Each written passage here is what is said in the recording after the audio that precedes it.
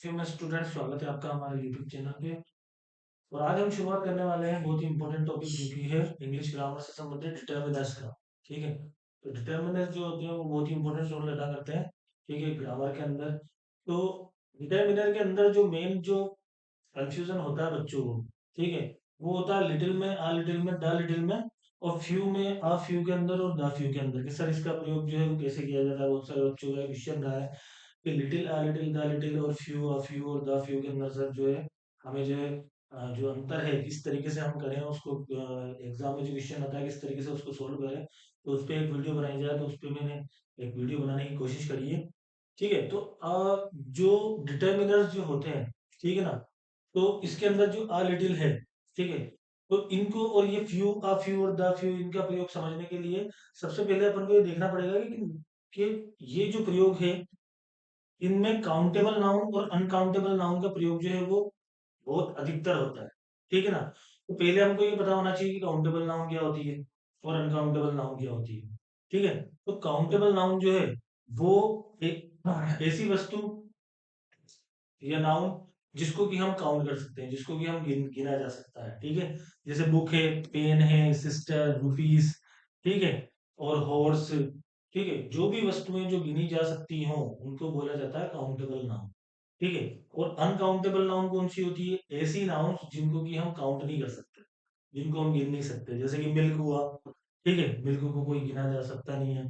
ठीक है। Oil, sugar, gold, ठीक है, ऑनेस्टी, मनी, ठीक है। अब ये ध्यान रखिए कि रुपीज जो है उसको गिना जा सकता है, तो इस वजह से वो काउंटेबल में आ रही है। लेकिन मनी जो है, ठीक है, मनी जो है वो कुछ भी हो सकता है। मनी के अंदर आपकी अचल अचल संपत्ति हो सकती है।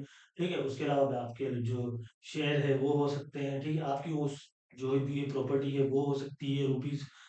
उसमें सब कुछ आ गया मनी के अंदर। ठीक है ना। तो इस वजह से जो है मनी जो है वो अनकाउंटेबल नाउन के अंदर आती है, और रुपीज जो है होते हैं वो काउंटेबल नाउन के अंदर आते हैं। ठीक है। तो आई होप आपको समझ में आ गया होगा काउंटेबल नाउन जिसको गिना जा सकता है वो, और अनकाउंटेबल नाउन जिसको गिना नहीं जा सकता है। ठीक है। तो ये लिटिल, आ लिटिल और द लिटिल जो है, ठीक है, इनका प्रयोग हमेशा किया जाता है अनकाउंटेबल नाउन के साथ में। ठीक है। इनका प्रयोग हमेशा किया जाएगा अनकाउंटेबल नाउन के साथ में। और फ्यू, अ फ्यू और द फ्यू, ठीक है, इनका प्रयोग किया जाएगा हमेशा काउंटेबल नाउन के साथ। ठीक है। ये बात आप अच्छी तरीके से याद रखना कि लिटिल, लिटिल और द लिटिल, इसको तो हम लगाएंगे अनकाउंटेबल नाउन के साथ में जिसको गिना नहीं जा सकता। और फ्यू, अ फ्यू और द फ्यू, इसको हम लगाएंगे किसके साथ में? काउंटेबल नाउन के साथ। ठीक है। अब उसके बाद में जो दूसरी बात है इसके अंदर कि भाई अब इसका प्रयोग किस तरीके से करना है। भाई ये तो समझ में आ गया कि भाई इसको little, uh little, the little को जो है अनकाउंटेबल के साथ लगाएंगे, और फ्यू, आ फ्यू और द फ्यू को काउंटेबल नाउन के साथ लगाएंगे। ठीक है। लेकिन किस तरीके से हम समझेंगे, किस तरीके से? तो उसके लिए मैंने आपको यहाँ पे उदाहरण देके रखा है। जैसे लिटिल है, ठीक है, तो लिटिल के अंदर जो होता है यानी कि नॉट मच, एक तरीके से नेगेटिव मीनिंग आता है। यानी कि लिटिल का मतलब है कि कुछ भी नहीं है उस व्यक्ति के पास या उस वस्तु के पास में कुछ भी नहीं। ठीक है। ये हमेशा नेगेटिव मीनिंग देगा, ना के बराबर। ठीक है, आपको ये याद रखना है। जैसे मैंने यहाँ पे लिखा है ही हैज लिटिल मनी, ठीक है, उसके पास लिटिल मनी। लिटिल मनी का मतलब यहाँ पे क्या हुआ? नेगेटिव मीनिंग, यानी कि ना के बराबर है। ठीक है ना। यहाँ पे लिटिल मनी का मतलब बिल्कुल ना के बराबर, नेगेटिव मीनिंग देगा ये। यानी कि एक तरीके से ना के बराबर कुछ भी नहीं है उसके पास। अगर हम ये बोलते हैं कि ही हैज लिटिल मनी, तो आपको ये समझना है कि उसके पास ना के बराबर कुछ भी नहीं है। ठीक है। अगर इसी कंडीशन को अगर ये बोला जाता है कि he has a little money, ठीक है, अब यहाँ पे आ लिटिल लग गया है। ठीक है। आ लिटिल लगने के बाद में यहाँ पे क्या होगा कि हाँ उसके पास कुछ है, कुछ कुछ मनी जो है वो उसके पास में है। ठीक है। लिटिल के अंदर तो क्या था? बिल्कुल ना के बराबर, लेकिन यहाँ पे है, कुछ है। ठीक है। अ लिटिल के अंदर कि उसके पास में कुछ मनी है। ठीक है। और द लिटिल के अंतर्गत जैसे the little money he has is lost, ठीक है, कि वो लिटिल मनी जो उसके पास थी, ठीक है, जितनी भी मनी उसके पास थी, द लिटिल के अंदर जितनी भी मनी उसके पास में थी, ठीक है, वो सारी क्या हो चुकी है? वो लॉस्ट हो चुकी है। वो सारी जो है वो क्या हो चुकी है? खो चुकी है। ठीक है।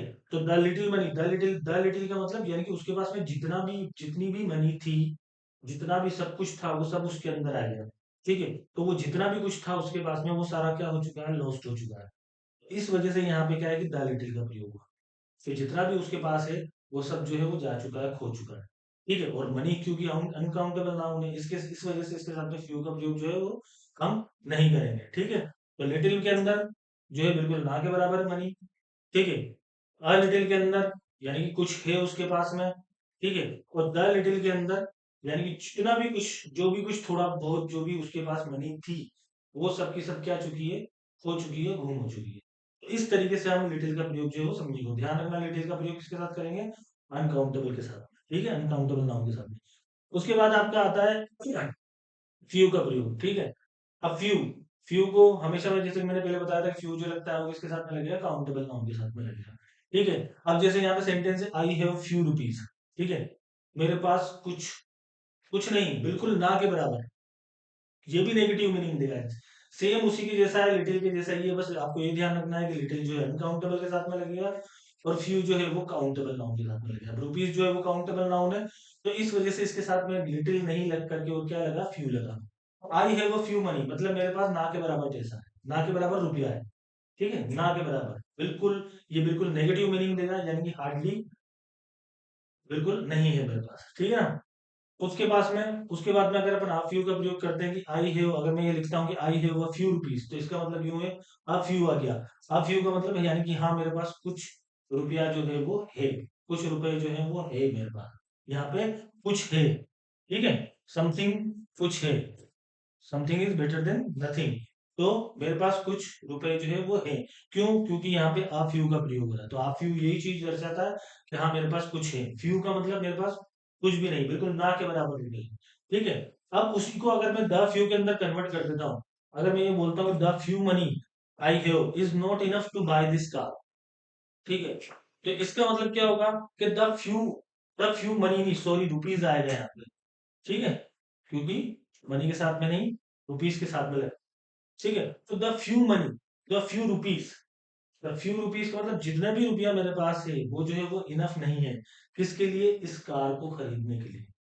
इस कार को खरीदने के लिए यानी कि जो भी रुपया मेरे पास है वो जो है वो इनफ नहीं है। ठीक है, तो ये जो था, ये फ्यू, अ फ्यू और द फ्यू का प्रयोग था। फ्यू का मतलब जो है वो बिल्कुल भी नहीं। ठीक है, बिल्कुल ना के बराबर। अ फ्यू का मतलब, अ फ्यू का प्रयोग करेंगे हम काउंटेबल नाउन के साथ में जब कुछ होगा वहां पे। ठीक है, और द फ्यू का प्रयोग करेंगे कि जितना, जो कुछ भी हमारे पास है, ठीक है, वो जो है अगर किसी चीज के लिए पर्याप्त नहीं है या फिर वो जो है वो खो चुका है। ठीक है, तो उस कंडीशन के अंदर जो है वो द फ्यू का प्रयोग जो है वो किया जाएगा। ठीक है, तो इस तरीके से आपको याद रखना है कि लिटिल का प्रयोग अनकाउंटेबल के साथ में और फ्यू का प्रयोग जो है वो काउंटेबल नाउन के साथ में किया जाता है। तो ये जो थे डिटर्मिनर्स थे, जिसके लिए जो है बच्चों ने जो है मेरे को मैसेज करा था कि सर इस पे वीडियो बनाइए, तो ये वीडियो जो है आपके लिए हाजिर है ये। ठीक है, तो ज्यादा से ज्यादा आप चैनल को लाइक करिए, सब्सक्राइब करिए, ताकि ऐसे ही वीडियो हम आपके लिए लेकर के और आते रहें। तो अगला टॉपिक और किस पे चाहिए, आप हमें कमेंट बॉक्स में कमेंट करके बिल्कुल बता सकते हैं। ठीक है, तब तक के लिए टिल देन, खुदा हाफिज, नमस्कार।